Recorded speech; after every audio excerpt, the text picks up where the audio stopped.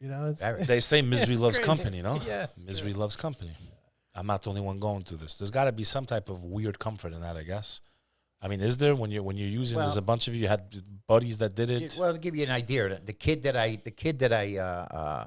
got locked up with after I got out, both of us were living under the George Washington Bridge at the time.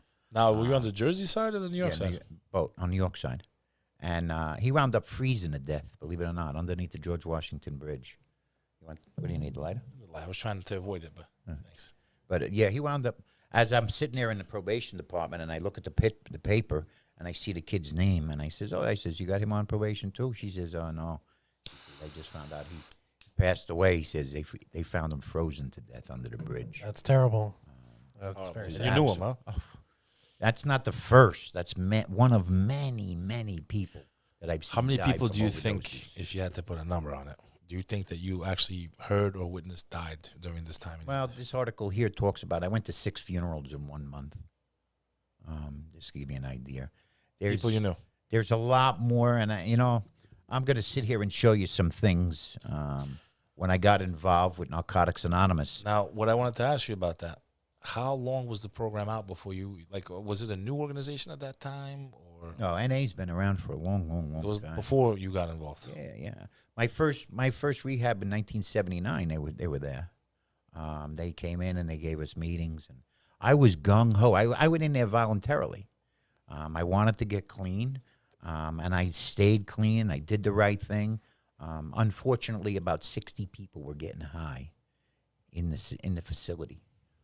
That's terrible. It was a major ordeal back then when you had that. One guy went out and robbed a bank. So you remember we were talking about narcissists and sociopaths? Yeah. Whoever brings heroin into a drug recovery program is probably a sociopath. Many people did that. The That's a funny part sick about thing it to is do. anytime I That's went sick. into a rehab, I truly set out to stay clean and get clean and never use again. But obviously, I didn't know enough about the disease to say not one time. That's the deal.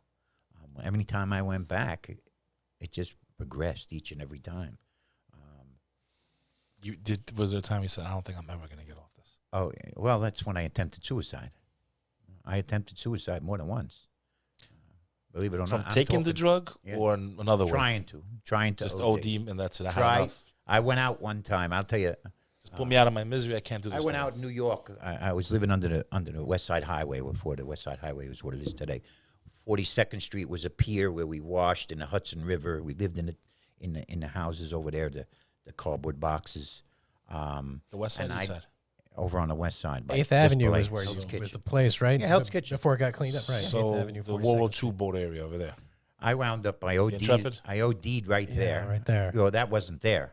None Wasn't of that there was at this time? No, they were just empty piers that were there. And I wound up ODing underneath the West Side Highway. Kid brought me to, I guess, and I walked to the emergency room, St. Clair's. And I said, I think I just had a heart attack. And they looked at me and they said, you need to sit down over here. I sat down for about 2 minutes. I got up and I walked out, knowing that I just put myself in danger to kill myself.